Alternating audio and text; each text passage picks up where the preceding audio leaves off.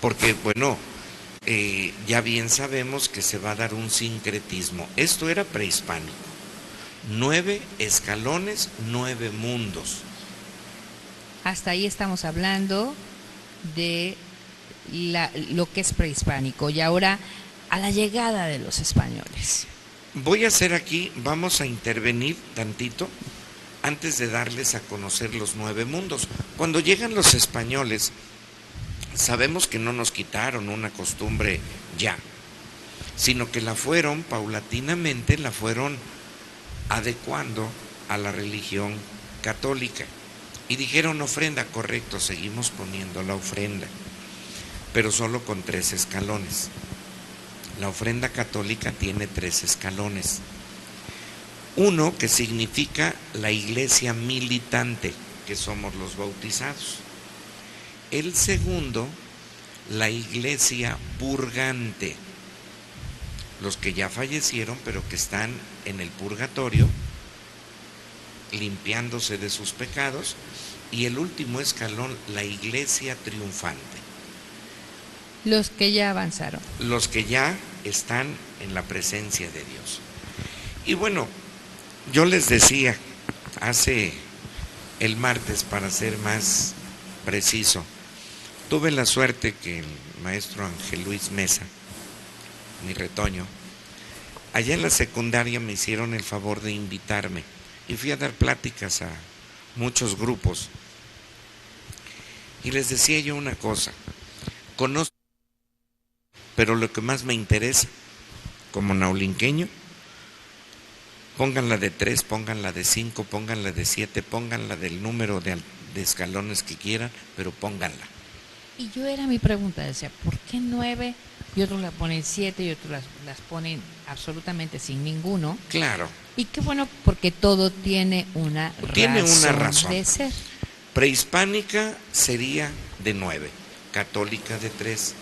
Pero si nos vamos allá, yo les decía, muchachos, pongan la ofrenda, pero por favor pónganla en familia, porque una tradición de estas, yo le puedo asegurar, licenciada, sin temor a equivocarme, y todo el teleauditorio que está con nosotros, yo le puedo asegurar que van a coincidir conmigo. Son días de muchísimo trabajo, pero cuando se disfruta en familia, las cosas, pues no porque se vean bonitas, no porque normalmente se ven hermosas, sino el hecho de penetrar en el recuerdo de nuestros difuntos. Y yo creo que eso es lo más valioso. Y aprender, ¿no? Claro. Porque ya la gente más menuda, cuando uno ya no está aquí, pues lo siguen haciendo. Porque así se transmite de generación en generación. Me encanta cuando mis admiradores, los pequeñitos, ¿no? Me los encuentro en la calle. Y ese adiós, lo vi en la tele, maestro, y ya ve qué obsequios tan hermosos, con mucho ¿no? gusto, así es. Y de aquí les mando un saludo y un abrazote a mis chiquitos. Y yo les decía, esos niños que crecen con una formación de esta naturaleza son precisamente los que vamos a preservar nuestra cultura. Vamos a amar aquello. Recuerdo una frase que dijo usted: nadie puede amar lo que no conoce. Totalmente.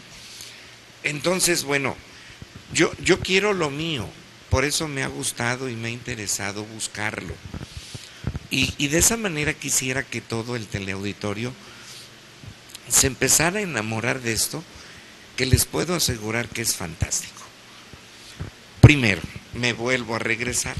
Ya murió la persona, porque nos han de disculpar. Yo espero que nos disculpen, pero una charla tan amena y con tanto por delante que platicar, pareciera mucha que nos perdemos. Mucha información, pero bueno. Después retomamos los puntos. Retomamos los puntos, no se preocupen. Ya murió la persona, ya la enterraron.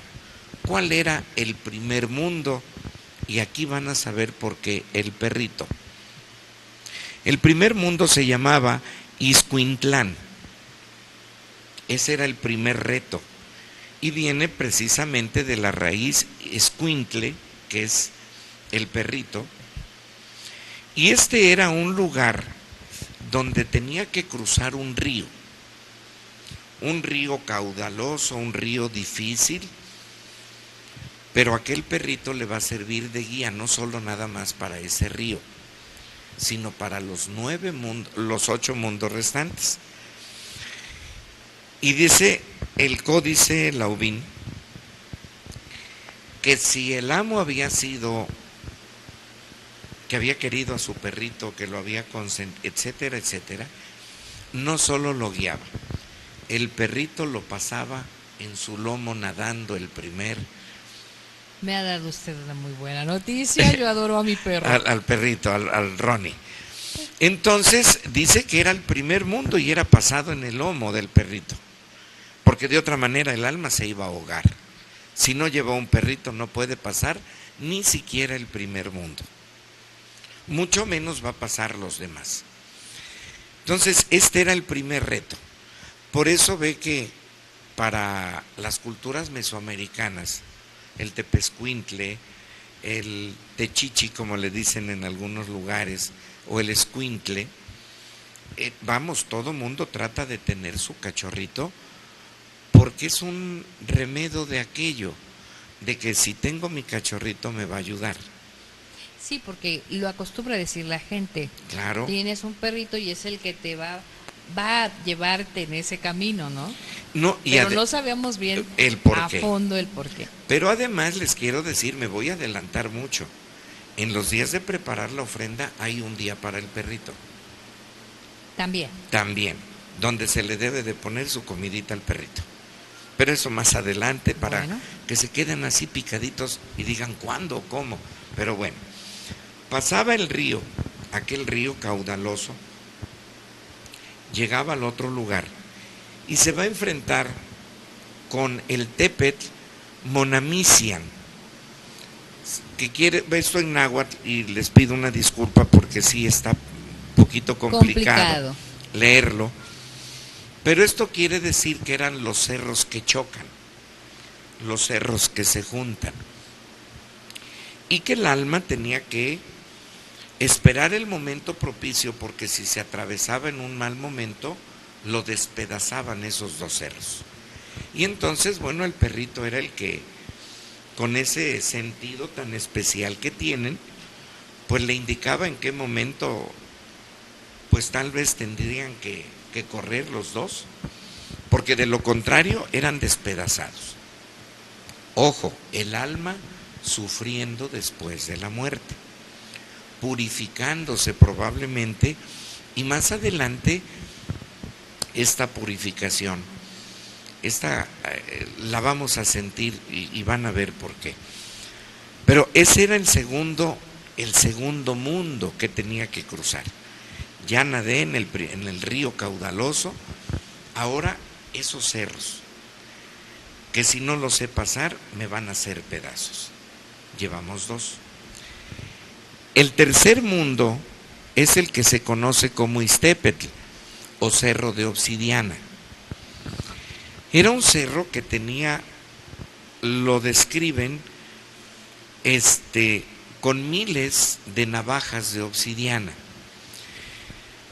Para quienes no han tenido la suerte de tener un pedacito de obsidiana, es una roca de color negro normalmente, o muy oscura, porque bueno, hay de varios tonos, pero que si la corta uno, que normalmente era la técnica de piedra con piedra, lapidación o bruñido, queda con un filo terrible, ¿eh?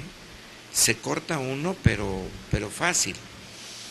Una de las armas de los aztecas, el macahuitl, era precisamente como un bat de béisbol, pero lleno de navajas de obsidiana. No, cuando le pegaban a una gente, pues la hacían pedazos. Entonces, del filo que tenía. Del filo. Entonces, este era el tercer mundo que tenía que pasar el alma. Este cerro con navajas de obsidiana, que tenía que ser muy cauteloso, porque si no el alma se desgarraba en pedazos. Ojo, la guía del perrito para guiarlo por el lugar más seguro y evitar estas navajas. Por eso decía, ese perrito es todo dentro de la cultura mesoamericana. Y llevamos 3. Así es. Llevamos el río, llevamos los cerros que chocan y ahora este cerro con navajas de obsidiana. Ojo, dolor, sufrimiento. ¿Cuál era el cuarto mundo? El cuarto mundo era el Ezequecayan, lugar de viento. Pasando este cerro, o estos cerros llenos de obsidiana, llegaban a un lugar donde el aire soplaba fuertísimo. Dice la explicación que dan los antropólogos que era un viento tan helado y tan fuerte como si cortara la cara, como si el viento arrastrara fragmentos de obsidiana Por la fuerza. Y que bueno, pues materialmente yo creo que congelaba a la persona. Y luego pues la expresión, ¿no?, que utilizamos, sentí que me cortaba la cara el frío, ¿no? Entonces era un lugar muy frío, demasiado, donde volaban esas hojas de obsidiana. Y bueno, pues tenía que pasarlo para evitar que estas aristas le cortaran. El quinto mundo